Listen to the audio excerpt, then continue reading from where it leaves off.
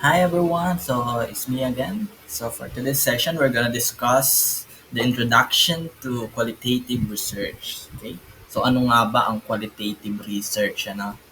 So in this session, you're gonna know what is qualitative research. Okay, so let us formally define this. So it is a valuable tool for gaining a deeper understanding of human experiences, opinions, and motivations. Okay, ano. So, when you are conducting a qualitative research, usually ito yung mga inaaral mo. No? So, you want to understand the human experiences, their opinions on something, on a phenomena na current, na trending na nangyayari. Okay? So this type of research goes beyond numbers and statistics, focusing instead on exploring the richness and complexity of social phenomena. Okay? Kung ano yung nangyayari. Just for instance, way back in 2019, no, the COVID-19 pandemic. So ngayon, nalagpasan na natin, iilan na lamang ang case na nagkakakaso ng COVID-19. So that's what we call phenomena. Okay, so in teaching now, so we have this the use of AI in education, matatag curriculum, and many more. Okay, okay, so let's discuss the characteristics of qualitative research. Okay, so we have here four boxes. So let's start with number one, exploration and understanding. So qualitative research explores complex phenomena and aims to understand the why behind human behavior and experiences. Kaya tayo nagkahandak ng qualitative research para malaman natin bakit ganoon ang action ng tao na yon or ng grupo ng tao na yon or the set of that population. Okay? So kaya natin ginagawa iyon, no? We want to explore and understand. Second, we have focus on meaning and interpretation. It emphasizes the subjective experiences, perspectives, and interpretations of individuals, providing insights into their lived realities. Yan, no? They want to see the meaning, the interpretations. No? That's why we conduct again qualitative research. They want to see the perspectives, the perception of any target participants for the study. Next, we have inductive approach. Qualitative research often begins with a general research question and develops theories and conclusions based on observations and data analysis. Okay? So, ayan. So, nagsisimula tayo sa general na question. And then from that general question, we develop theories, no? And then followed by conclusion. Of course, based on the observation na ginawa ng researcher. Okay? And then you're gonna code it, you're gonna find themes. No? So that's it. And for the last one, we have rich, detailed data. Yan. Very detailed to kasi nga naman ini-interview mo yung isang particular na tao. And then you have to transcribe all those statements na sinabi niya. So it relies on collecting rich, detailed data through methods like interviews, focus groups, and observations, providing in-depth understanding. Okay? So ayun siya. So you conduct a focus group discussion, observation. So it's up to you. It depends on the study that you are conducting. So let's have now the strengths of qualitative research. Okay, so we have here three strengths now. Number one, rich understanding.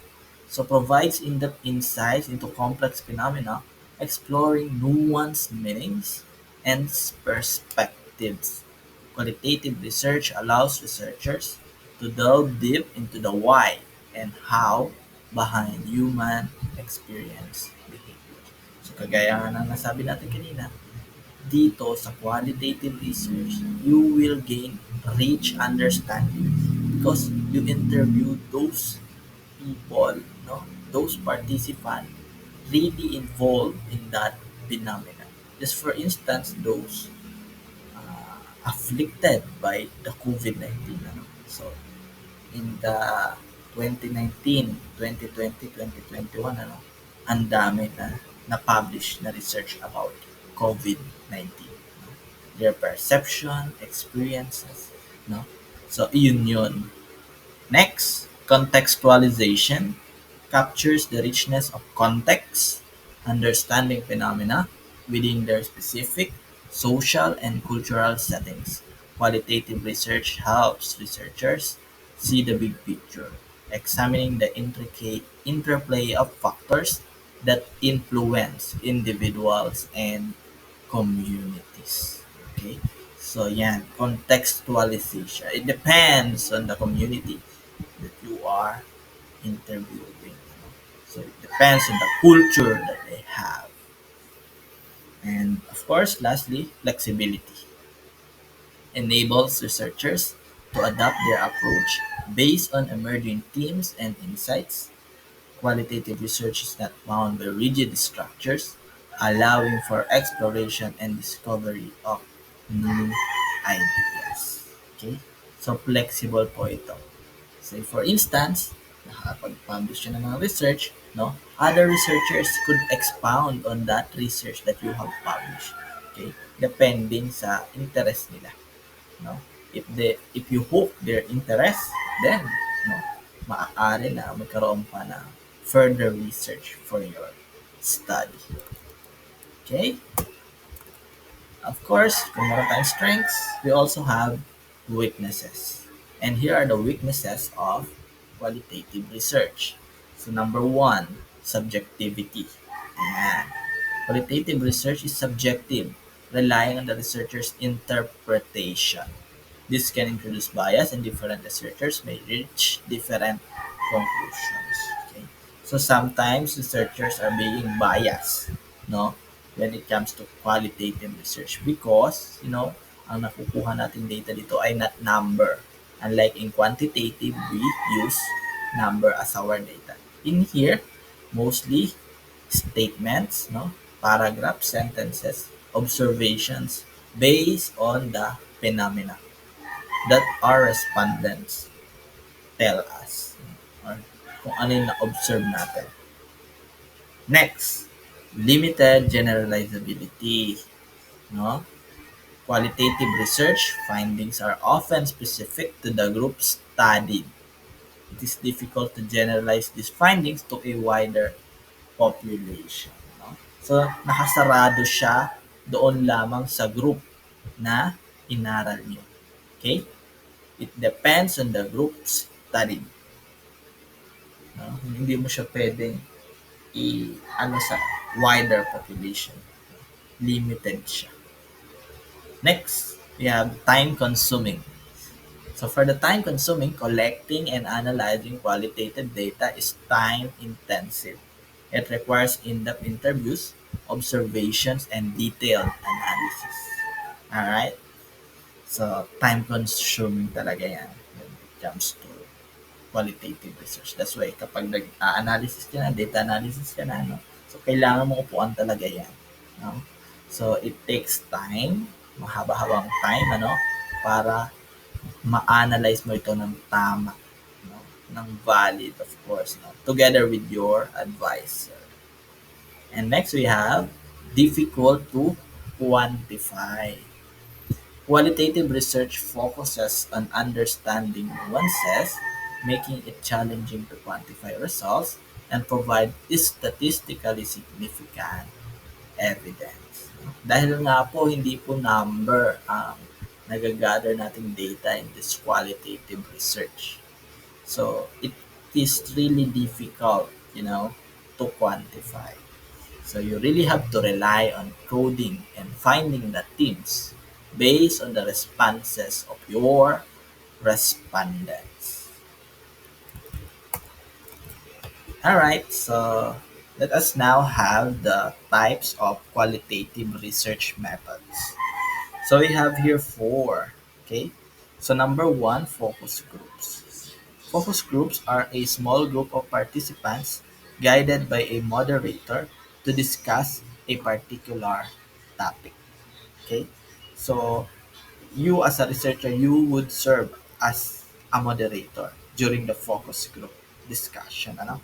So and then you record it, of course, with their permission, and then later on you transcribe that, based on that focus group discussion. You will find a lot, during your data analysis. Second, we have the interviews.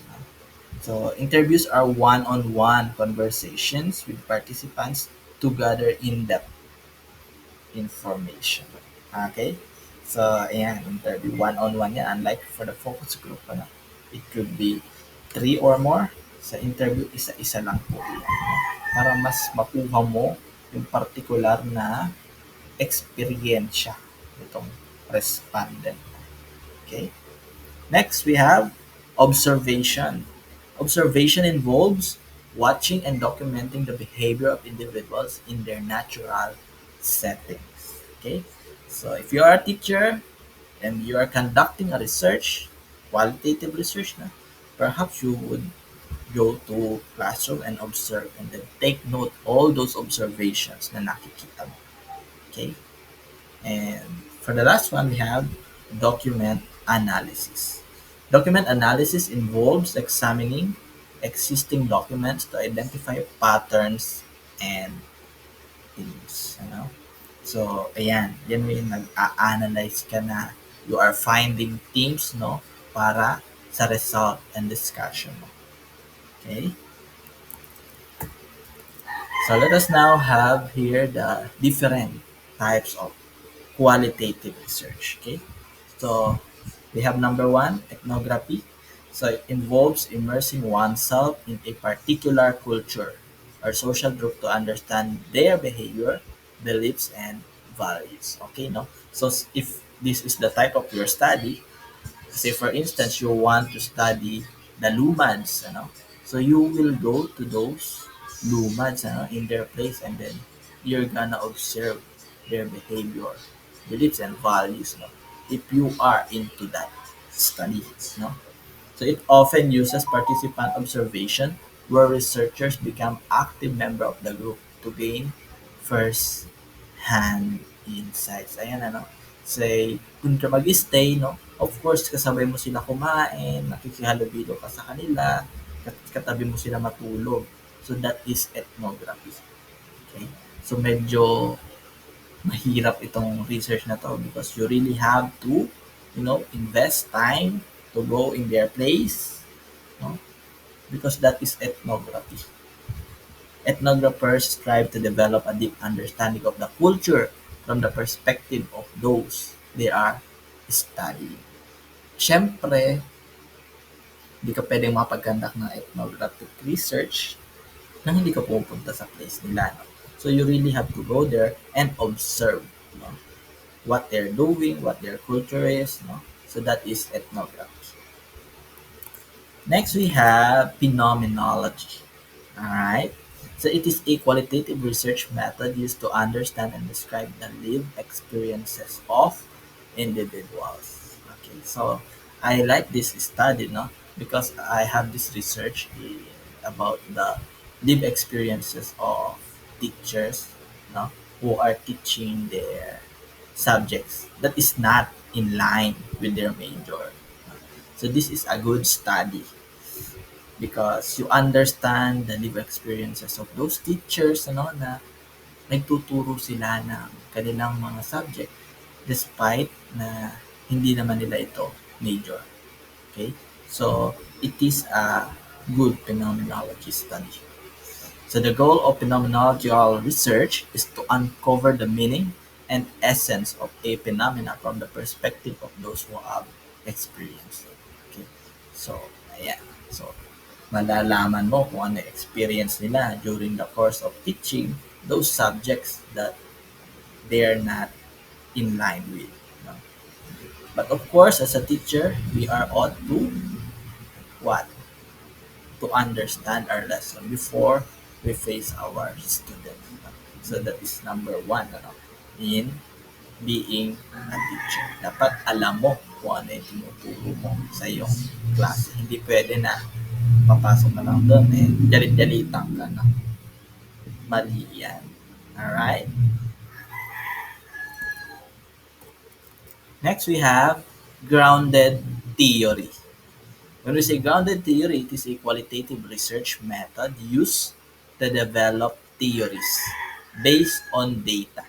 Okay? So based on the data, you're gonna create a theory. So it is a systematic, inductive approach to data analysis. Grounded theory involves collecting data, analyzing data, and developing theories from the data. Okay? Of course, first things first, you have to collect the data. And then after that, you have to analyze. And then from that data analyzation, you will be able to create or develop theories. No? So that is grounded theories. It is used to explore complex social phenomena. No? It is a flexible method that can be used in a variety of settings. It is a powerful tool for generating new knowledge that helps us to uncover hidden patterns and relationships in data. No? So this also takes time, ano, based on the data that you have gathered, and then you will be able to create a grounded theory. Next, we also have case studies. Okay, so we have here three. No? In-depth exploration, real-world applications, and data-driven analysis. For the in-depth exploration, case studies delve into specific situations, providing rich insights into complex phenomena. They offer a detailed analysis of a particular case, exploring its intricacies and nuances. Ayan. In-depth. When we say in-depth, malalim na pag-explore, ano? So, it depends on the things na gusto mong aralin. Of course, those are complex phenomena. When we say complex, mga mahihirap, ano? Mga difficult na observation ang kailangan mong gawin.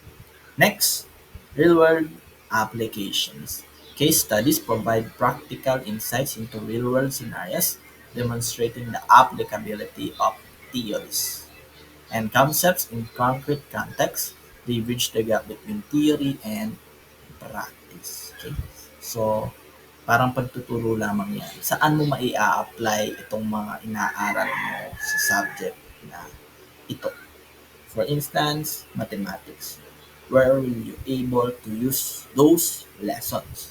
Okay. So, dapat as a teacher, maipakita mo sa bata na itong topic na ito, magagamit mo to dito.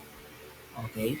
Hindi pwede na turo ka lang ng turo and you don't tell to your students where they can use it. Okay? As a teacher, it is your role, no, to teach your students where they can use it. No? Para hindi sila naboboard during the class session. And of course, we have data-driven analysis. Case studies often involve collecting and analyzing data, providing a comprehensive understanding of the case. Okay. This data-driven approach enhances the credibility and reliability of the findings. Of course, ano? So, it is data-driven. When we say data-driven, it is supported by data. Okay. So, based on the data that you have gathered from your participants, respondents, that's it. You analyze those data and you produce a case studies. Okay, for the conclusion and key takeaways, qualitative research is a valuable tool for understanding complex social phenomena. It provides rich insights and perspectives that are often missed by quantitative methods. Alright? So, I hope that you have learned a lot in this session. Ano? I'll see you again for the next one. Thank you. Bye bye. Please don't forget to subscribe in our channel, no? And ring the notification bell.